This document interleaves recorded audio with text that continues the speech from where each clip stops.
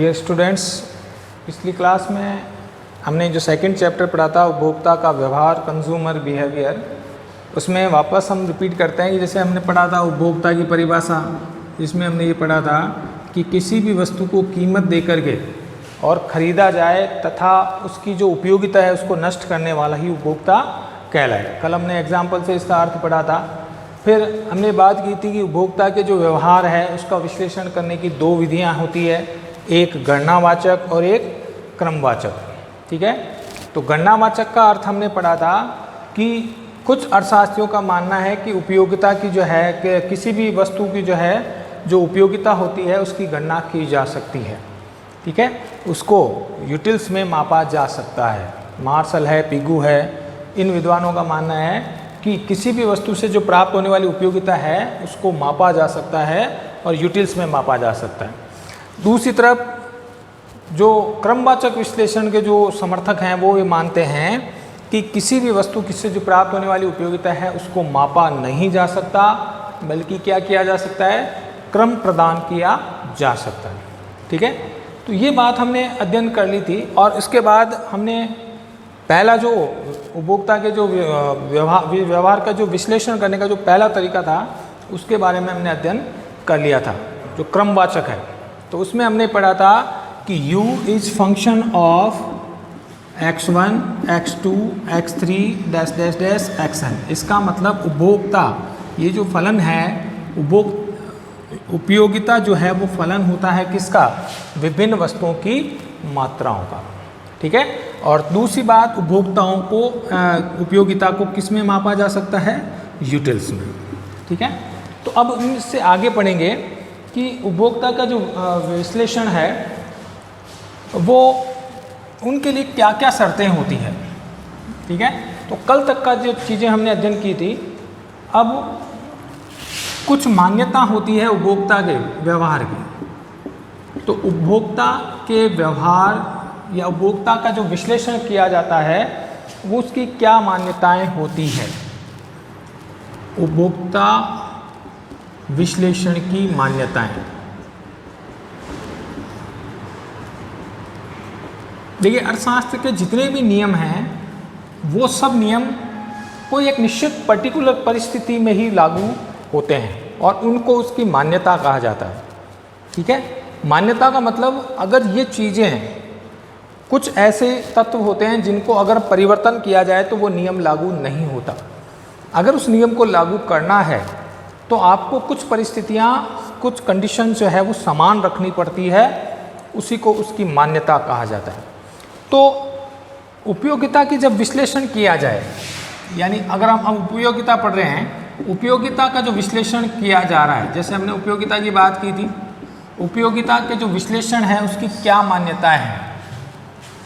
ठीक है, तो कोई भी वस्तु जब हम उपयोग कर रहे हैं उससे जो प्राप्त होने वाली उपयोगिता है, अगर उसका हम अध्ययन कर रहे हैं तो उसके लिए कौन कौन सी मान्यताएं होती है।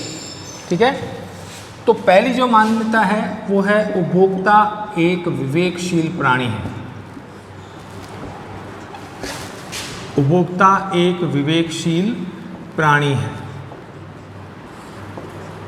देखिए मान्यता का हमने पहले ही चर्चा कर ली है। मान्यताएं क्या होती हैं, अर्थशास्त्र के जितने भी नियम हैं उन नियमों को लागू करने के लिए कुछ कंडीशंस होनी चाहिए, कुछ तत्व हैं जिनमें परिवर्तन नहीं होना चाहिए, उन्हें उसकी मान्यता कहते हैं। अगर उन कंडीशंस में परिवर्तन हो रहा है तो वो नियम लागू नहीं होगा। आगे हम पढ़ेंगे, जैसे मांग का नियम जब पढ़ेंगे, पूर्ति का जब नियम पढ़ेंगे, ठीक है, उत्पत्ति का नियम पढ़ेंगे, तो हर नियम के पीछे कुछ मान्यताएं होती है और ये मान्यताएं अगर नहीं मानी जाए, यानी उनको स्थिर नहीं रखा जाए, तो वह नियम लागू नहीं होगा।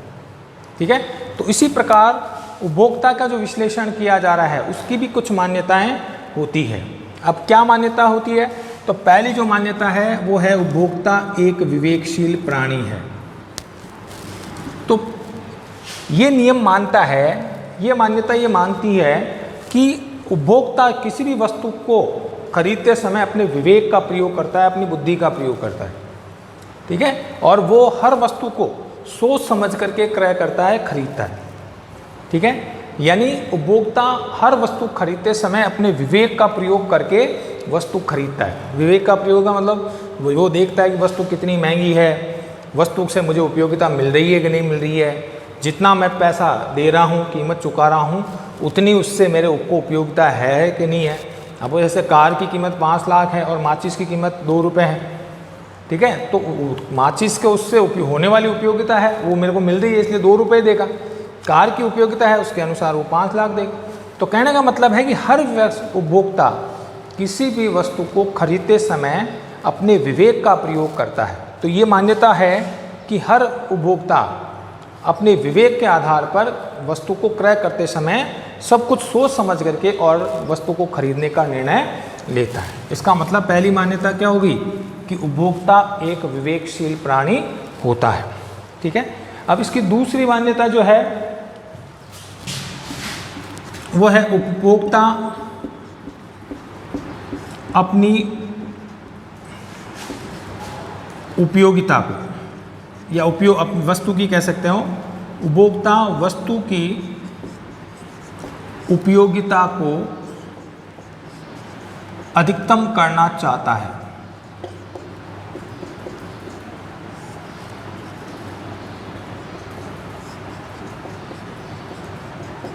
तो दूसरी मान्यता क्या है कि हर उपभोक्ता कोई भी वस्तु खरीदते समय क्या चाहता है कि मुझे उससे अधिकतम उपयोगिता मिले, ठीक है। जैसे हम कोई भी वस्तु जब खरीदते हैं कि अगर 5 रुपये का पेन का वो आपको कह रहा है कि 50 रुपये दे, तो आप क्या कहोगे, यार 50 रुपये का तो कीमत ही नहीं है इसकी, 50 रुपये का तो इसका उपयोग यूज़ ही नहीं। जब कोई भी ज़मीन, मकान, दुकान जब चीज़ खरीदते हैं तो हम उसकी उपयोगिता देखते हैं और हम ये चाहते हैं कि उससे अधिकतम उपयोगिता हमें मिले, और अधिकतम उपयोगिता मिलेगी तभी हम उसकी कीमत देने के लिए तैयार होंगे। उपयोगिता कम मिल रही है और अधिक कीमत मांगेगा तो हम उसको मना कर देंगे। इसका मतलब ये मान्यता मानती है कि हर उपभोक्ता ये चाहता है कि कोई भी वस्तु जो हम खरीद रहे हैं उससे मुझे अधिकतम उपयोगिता मिले, उसका मैं अधिकतम अनुकूल प्रयोग करूं, ठीक है। इसीलिए हर वस्तु की कीमत एक जैसी नहीं होती, ठीक है।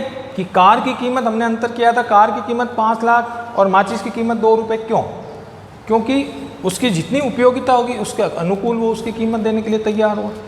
तो कहने का मतलब ये है कि दूसरी मान्यता ये मानती है कि उपभोक्ता कोई भी वस्तु जब खरीदता है तो वो ये चाहता है कि मुझे अधिकतम उपयोगिता प्राप्त हो। एक केला और एक सेब की तुलना करें तो एक सेब की कीमत 10 रुपये है जबकि एक केले की कीमत 2 रुपये है, ठीक है। तो उपभोक्ता ये चाहेगा कि मुझे अधिकतम संतुष्टि मिले और मैं अधिकतम उपयोगिता प्राप्त करूं, इसलिए वो केले का 10 रुपये जो है सेब के 10 रुपये देने के लिए तैयार होगा, जबकि केले के 2 रुपये देने के लिए तैयार। उसको लग रहा है कि मुझे 10 रुपये के सेब खरीदने से अधिकतम उपयोगिता मिलेगी।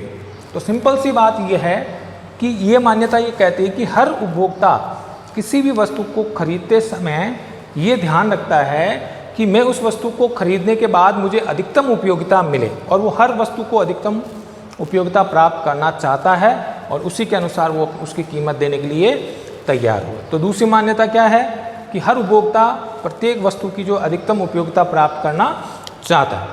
तो तीसरी मान्यता चयन की पूर्ण जानकारी। चयन की पूर्ण जानकारी।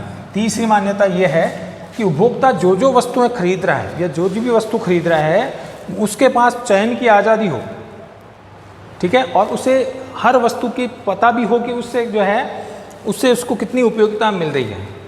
अगर आपके पास क्या जैसे एक देश में एक ही पेन बनता है, उसके अलावा कोई पेन ही नहीं है, ठीक है, या एक गांव में अगर एक ही होटल है जहां पर खाना खा सकते हो, तो उपभोक्ता के पास चयन नहीं रहेगा क्योंकि उसके मजबूरी है उसे पेट भरने के लिए उसी होटल में खाना खाना पड़ेगा। अगर वो एक डाइट का 500 रुपये ले रहा है तो भी उसे देना पड़ेगा। क्यों? क्योंकि उसके पास चयन की जो है चयन का ऑप्शन ही नहीं है। एक ही होटल है तो वहीं खाना खाना पड़ेगा। तो इसका मतलब वहाँ पर फिर आपको उसका नियम लागू नहीं होगा, क्योंकि 500 रुपये का खाना अगर वो वास्तव में 500 रुपये में का उपयोगिता हो रही है कि नहीं हो रही है इससे कोई मतलब नहीं, उसे तो 500 रुपये देने ही पड़ेंगे। तो इसका मतलब उपभोक्ता को बाजार की पूर्ण जानकारी होती है, ठीक है, और वो चयन कर सकता है, ठीक है, कि भाई ये केले और सेब उसके पास केले के भी ऑप्शन है, सेब के भी ऑप्शन है। 3 फ्रूट्स खरीदने हैं तो तीनों के ऑप्शन है उसके पास, तीनों में से वो चयन कर सकता है। तो उपभोक्ता को चयन की जानकारी होती है, ये भी मान्यता होती है। अगर ये चयन की जानकारी नहीं होगी तब तो ये नियम विवेकशील वो निर्णय ले ही नहीं सकेगा। भाई अगर बाजार में एक ही तरह का बिस्किट का पैकेट उपलब्ध है, जैसे पार्ले के अलावा कोई ऑप्शन ही नहीं उपभोक्ता के पास, तो फिर तो मजबूरन उसे चाहे महंगी कीमत पर भी खरीदना तो पड़ेगा। क्यों? क्योंकि उसके पास चयन सिलेक्शन नहीं कर सकता, वो उसके पास कोई ऑप्शन नहीं है। तो ये नियम तब लागू होता है जब उपभोक्ता को बाजार के हर वस्तु की पूरी जानकारी हो और वह चयन कर सकता है कि नहीं मुझे केला नहीं सेब खरीदना है, ठीक है। और केले में भी उसके पास कई तरह के ऑप्शन हैं, पेन 5 तरह के पेन उसके पास हैं, तो वो अच्छे से अच्छे पेन को और कीमत के आधार पर खरीदने के लिए तैयार होगा। ये कब होगा? जब उसके पास सिलेक्शन की जो है जानकारी उसे हो, वो चयन कर सकता है, ठीक है। तो तीसरी मान्यता क्या है कि उपभोक्ता को चयन की पूर्ण जानकारी होनी चाहिए। विभिन्न वस्तुओं में से सिलेक्शन जब करे तो उसे पूरी जानकारी हो कि इस वस्तु की इतनी उपयोगिता मिल रही है, इस वस्तु की कीमत इतनी है, इस कीमत के अनुसार मुझे इतनी उपयोगिता प्राप्त हो रही है। इन सब चीज़ों की उसे जानकारी होनी चाहिए, ठीक है। नंबर 4 जो उसकी चौथी मान्यता है वो ये है कि उपयोगिता को मुद्रा में मापा जा सकता है, मुद्रा में मापा जा सकता है। चौथी मान्यता क्या है? उपभोक्ता के विश्लेषण या उपयोगिता के विश्लेषण की चौथी मान्यता है कि उपयोगिता को मुद्रा में मापा जा सकता है। मुद्रा मतलब रुपए, ठीक है। प्रत्येक वस्तु की जो उपयोगिता है उसको मुद्रा में मापा जा सकता है कि एक केले से अगर एक केला 2 रुपये का है तो इसका मतलब 2 रुपये के हिसाब से उससे उपयोगिता मिल रही है। अगर एक सेब 10 रुपये का है, इसका मतलब उसे 10 रुपये के बराबर उपयोगिता मिल रही है। इसका मतलब ये मान्यता है कि प्रत्येक वस्तु से जो प्राप्त होने वाली जो उपयोगिता है उसको किस में मापा जा सकता है? मुद्रा में मापा जा सकता है। केला 2 रुपये का है और सेब 10 रुपये का है, इसका मतलब केले की उपयोगिता 2 रुपये के बराबर है और सेब की उपयोगिता 10 रुपये के बराबर है। इसीलिए सोने और तांबे का जो है या सोने का और लोहे के भावों में कमी क्या होती है? उसकी उपयोगिता के अकॉर्डिंग, ठीक है। तो ये मान्यता मानती है कि उपयोगिता प्रत्येक वस्तु से प्राप्त होने वाली उपयोगिता को किस में मापा जा सकता है? मुद्रा में। हर वस्तु, जैसे अपन कहते हैं ना कि जितनी दूरी होगी उतना ही किराया बढ़ जाएगा, ठीक है। दूरी के अनुसार किराया बढ़ जाएगा, ठीक है। वस्तु की जो मांग है, जो उसकी उपयोगिता है, उसके अनुसार उसकी रेट बढ़ जाती है। तो हर वस्तु की जो उपयोगिता है उसको किस में मापा जा सकता है?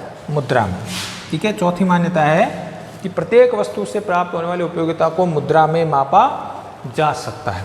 नंबर 5, पांचवी जो मान्यता है वो है मुद्रा की सीमांत उपयोगिता।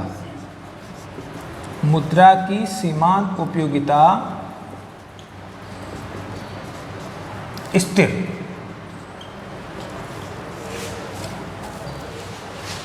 देखिए आपके कोर्स में केवल पॉइंट हैं, पॉइंटों को आपको पढ़ना है। कि भी पूछा जाएगा कि उपयोगिता विश्लेषण की कोई 3 मान्यताएं लिखिए, तो इन मान्यताओं के पॉइंट आपको याद रखना है, ठीक है। पांचवी जो मान्यता है वो है मुद्रा की सीमांत उपयोगिता स्थिर होती है, यानी मुद्रा की जो सीमांत उपयोगिता है उसमें बदलाव नहीं होता। 10 रुपये का नोट जो है वो 10 रुपये के बराबर काम कर रहा है, उसमें कोई परिवर्तन नहीं हो रहा है, यानी उसकी क्रय शक्ति में कोई बदलाव नहीं होना चाहिए। अगर 10 रुपये का नोट 9 रुपये के बराबर काम करे यानी कीमतें बढ़ जाए तो फिर वो नियम लागू नहीं हो। इसका मतलब मुद्रा की जो उपयोगिता है, सीमांत उपयोगिता, उसमें कोई बदलाव नहीं होना चाहिए, अन्यथा ये नियम लागू नहीं होगा, ठीक है। इसलिए पांचवी जो मान्यता है वो है मुद्रा की सीमांत उपयोगिता क्या होनी चाहिए? स्थिर होनी चाहिए, ठीक है भाई। तो अपन ने अब तक क्या पढ़ा कि उपयोगिता के विश्लेषण की क्या मान्यताएं हैं। जब एक उपभोक्ता किसी वस्तु को खरीदता है तो उसके लिए उपभोक्ता का जो विश्लेषण आप किसी विधि से कर रहे हो, गणनावाचक क्रमवाचक, तो उसके लिए कुछ मान्यताओं का होना जरूरी है, ठीक है। तो ये उपभोक्ता विश्लेषण की मान्यता कहलाएगी। अब ये कौन कौन सी मान्यता है? उपभोक्ता एक विवेकशील प्राणी है, प्रत्येक वस्तु जो उपभोक्ता वस्तु खरीदते समय अपने विवेक से निर्णय लेता है, सोच समझ के निर्णय लेता है, ठीक है। दूसरा, उपभोक्ता हर वस्तु को खरीदते समय ये सोचता है, ये देख के खरीदता है कि मुझे इससे उसके बराबर उपयोगिता मिल रही है या नहीं। अगर आपको एक सेब की कीमत 100 रुपये मंगाई जाए तो आप सोचोगे कि यार मुझे इससे 100 रुपये के बराबर उपयोगिता मिल रही है कि नहीं मिल रही? नहीं मिल रही है तो आप मना कर दो, ठीक है। तो इसका मतलब उपभोक्ता वस्तु खरीदते समय उसकी उपयोगिता को देखता है और उसकी उपयोगिता को अधिकतम करना चाहता है, ताकि उसके बराबर उसे जो है सीमांत उपयोगिता उससे प्राप्त हो रही है कि नहीं हो रही। अगर नहीं हो रही है तो वो उस वस्तु को नहीं खरीदेगा, ठीक है। तीसरा, चयन की पूर्ण जानकारी। उपभोक्ता के पास चयन का ऑप्शन होना चाहिए, अगर चयन नहीं होगा तो फिर कोई मतलब नहीं रहेगा, ठीक है। चौथी, उपयोगिता को मुद्रा में मापा जा सकता है। किसी भी वस्तु की जो उपयोगिता है उसको किस में माप सकते हैं? मुद्रा में, और मुद्रा के आधार पर ही हम उसकी उपयोगिता को तय करते हैं। पांचवा है मुद्रा की सीमांत उपयोगिता स्थिर, यानी मुद्रा की जो सीमांत उपयोगिता में कोई बदलाव नहीं होना चाहिए। अगर बदलाव होता है तो फिर ये नियम लागू नहीं होगा। इसको कहते हैं उपभोक्ता विश्लेषण की मान्यताएं। अब दो शब्द हैं आपके पास, तो आपको इनको पॉइंट याद रखने हैं कि उपयोगिता विश्लेषण की कोई 3 मान्यताएं लिखी, 3 नंबर का प्रश्न आ सकता है। 2 मान्यताएं लिखी, 2 नंबर का प्रश्न आ सकता है, ठीक है। तो अब दो शब्द हैं, एक है उपयोगिता और एक है संतुष्टि। उपयोगिता और संतुष्टि, कुछ लोग इसका एक ही अर्थ लगाते हैं।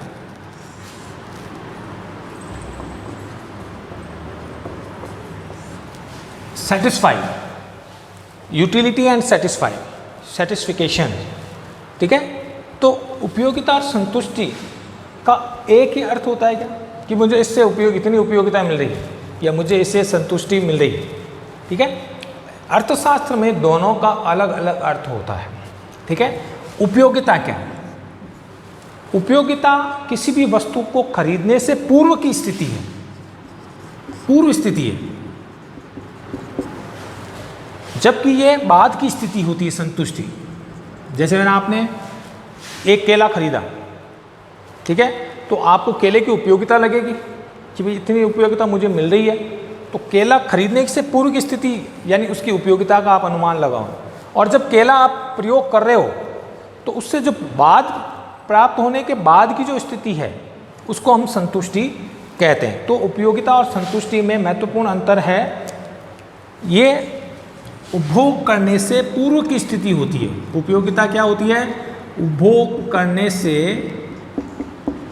पूर्व की स्थिति, और ये होती है उपभोग के बाद की स्थिति।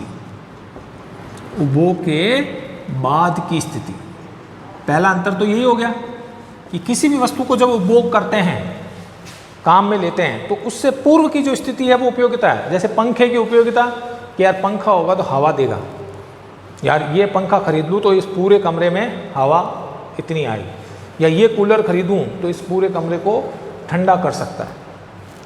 इसका मतलब इसकी उपयोगिता अधिक है, तो उस कूलर के आप 10,000, 15,000, 20,000 तक दे सकते हैं। क्यों? क्योंकि उसको उपयोगिता है। अगर वो कूलर, देखिए उपयोगिता दो अंतर हमने पढ़े हैं कि पहला तो उपभोग करने से, जो उपयोगिता क्या है, उपभोग करने से पूर्व की स्थिति है, और यह संतुष्टि क्या है, उपभोग करने की बाद की स्थिति। तो कूलर वाला उदाहरण दिया था हमने कि कूलर को जब खरीदते हैं तो उससे पहले हम देखते हैं कि यार अगर ये कूलर खरीदा जाए तो रूम ठंडा हो जाएगा, यानी इससे हमने पहले आशा की है, एक्सपेक्ट किया है कि कूलर खरीदने से पूरा रूम ठंडा हो जाएगा, इसका मतलब उसकी उपयोगिता है। तो ये पूर्व की स्थिति है। और जब हमने कूलर खरीद लिया और वास्तव में जिस उद्देश्य से हमने खरीदा था वो पूरा हो रहा है, और वास्तव में जो हमें मिल रही है जो स्थिति होगी वो संतुष्टि कहलाएगी। यानी यह उपभोग के बाद की स्थिति होती है, यह उपभोग के पूर्व की स्थिति है, जबकि यह उपभोग के बाद की स्थिति है। दूसरा, उपभोग उपयोगिता को कहा जाता है आशातीत उपयोगिता। इसका मतलब आशा की जा रही है, कोई भी वस्तु खरीदने से पहले हम आशा करते हैं कि हाँ इससे ये फ़ायदा होगा इसको खरीदने से।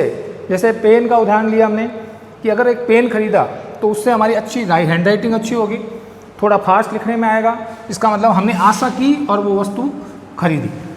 और जब पेन हमने वास्तव में खरीद लिया और उससे लिखने लगे तो हमें जिस उद्देश्य से हमने खरीदा था वो पूरा हो रहा है, तो ये जो होगी ये प्राप्त उपयोगिता होगी। तो संतुष्टि को प्राप्त उपयोगिता कहते हैं, जबकि उपयोगिता को आशातीत उपयोगिता कहते हैं। तो इस तरह हम कह सकते हैं कि अर्थशास्त्र में उपयोगिता और संतुष्टि में जो है अंतर होता है। मुख्य रूप से उपयोगिता जो है वो पूर्व की स्थिति होती है उपभोग करने से, और संतुष्टि उपभोग करने के बाद की स्थिति होती है। उपयोगिता को आशातीत उपयोगिता कहते हैं, जबकि संतुष्टि को प्राप्त उपयोगिता कहते हैं। ठीक है, तो अर्थशास्त्र में उपयोगिता और संतुष्टि, इसको कहते हैं यूटिलिटी और इसको कहते हैं सेटिस्फिकेशन। इनमें मुख्य रूप से अंतर होता है। नेक्स्ट हम पढ़ते हैं उपयोगिता के प्रकार। ठीक है, उपयोगिता, तो हमने उपयोगिता की परिभाषा पढ़ ली थी, अब उपयोगिता के प्रकार पढ़ रहे हैं अपन। उपयोगिता के प्रकार,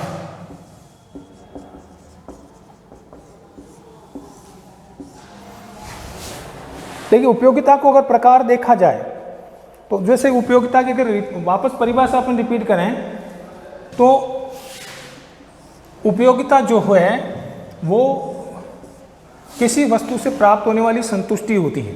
ठीक है, अब उपयोगिता को हम पहले जो कह सकते हैं कुल उपयोगिता। कुल उपयोगिता, इसको इंग्लिश में कहते हैं टोटल यूटिलिटी।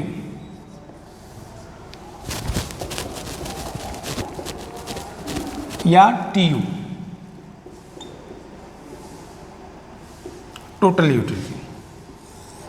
कुल उपयोगिता की अगर परिभाषा देखें तो किसी वस्तु से जो प्राप्त होने वाली उपयोगिता है, वस्तुओं की विभिन्न इकाइयों से जब हम उसका प्रयोग करते हैं तो जो उपयोगिता प्राप्त हो रही है उनका योग ही कुल उपयोगिता कहलाता है। जैसे एक उदाहरण लेते हैं कि हमने पहला केला खाया, पहले केले से हमें 80 उपयोगिता मिल रही है, 80 यूटिल्स मिल रही है।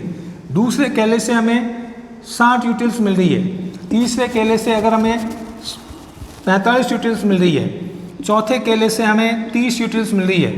तो इन चारों केले खाने के बाद जो जितनी हमें उपयोगिता मिल रही है उसका योग ही जो है वो कुल उपयोगिता कहलाएगा। तो चारों केलों से कुल कितनी उपयोगिता मिल रही है, तो जोड़ लो, 5, 4, 3, 7 और 6, 13 और 8, 21, 215 यूटिल्स। इसका मतलब वस्तु की विभिन्न इकाइयां प्रयोग करें ना, 1, 2, 3, 4। पहले केले से 80 यूटिल्स मिली, दूसरे केले से 60 यूटिल्स, तीसरे से 45 और चौथे से 30। तो चारों इकाइयों में यानी जितनी इकाइयां प्रयोग कर रहे हैं उन सभी इकाइयों से जो प्राप्त होने वाली उपयोगिता है उनका योग ही कुल उपयोगिता कहलाता है। इसका मतलब अगर हम देखें तो सूत्र के रूप में लिखें तो कुल उपयोगिता यानी TU इज इक्वल टू होता है वह वस्तु की विभिन्न इकाइयां। ठीक है, बराबर, तो TU बराबर U1 plus U2 plus U3 plus dash dash UN। कुल उपयोगिता यानी वस्तु की विभिन्न इकाइयों से प्राप्त उपयोगिता का योग। वस्तु की विभिन्न इकाइयों से प्राप्त उपयोगिता का योग, ये कहलाएगा कुल उपयोगिता। ठीक है, तो TU यानी TU का मतलब हो गया कुल उपयोगिता। U1, U2, U3 क्या है, वस्तु की विभिन्न इकाइयां। पहली वस्तु से प्राप्त उपयोगिता, दूसरी वस्तु से प्राप्त उपयोगिता, तीसरी वस्तु से प्राप्त, इस तरह जितनी इकाइयां हमने प्रयोग की है उन सब का योग जो है वो क्या कहलाएगा, कुल उपयोगिता। ठीक है, तो पहले से अब जैसे उदाहरण में हमने दिया कि पहले इकाई केले से कितनी मिल रही है, हमने 4 केलों का या 3 केलों का प्रयोग किया माना जी। ठीक है, तो 3 केलों से कितनी मिल रही है, 5, 6, 4, 10, 1, 18, 185।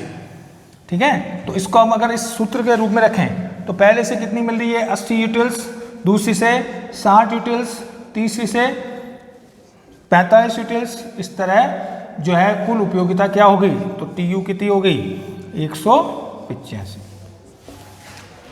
तो परिभाषा क्या हो गई कुल उपयोगिता की, कि किसी वस्तु की विभिन्न इकाइयों से प्राप्त उपयोगिताओं का योग ही कुल उपयोगिता कहलाता है, टोटल यूटिलिटी कहलाता है। तो वस्तु की विभिन्न इकाइयां हमने प्रयोग की, ये है केले। केले का पहली इकाई से प्राप्त 80 यूटिल्स, दूसरी इकाई से 60 यूटिल्स, तीसरी इकाई से 45 यूटिल्स। इस तरह जितनी इकाइयां हम प्रयोग करेंगे उनसे जो प्राप्त उपयोगिता है उसका योग ही कुल उपयोगिता कहलाएगा। ठीक है, तो कुल उपयोगिता की परिभाषा क्या होगी सिंपल भाषा में, कि किसी वस्तु की विभिन्न इकाइयों से प्राप्त उपयोगिताओं का कुल योग ही कुल उपयोगिता कहलाता है। ठीक है, तो विभिन्न इकाइयां हमने प्रयोग की थी, पहली, दूसरी, तीसरी, इस तरह कुल उपयोगिता का योग जो है विभिन्न इकाइयां, यानी ये हो गया TU फर्स्ट पहली इकाई, दूसरी इकाई, तीसरी इकाई, इन सब का तीनों इकाइयों का योग जो है वो कुल उपयोगिता हो जाएगा। Thank you.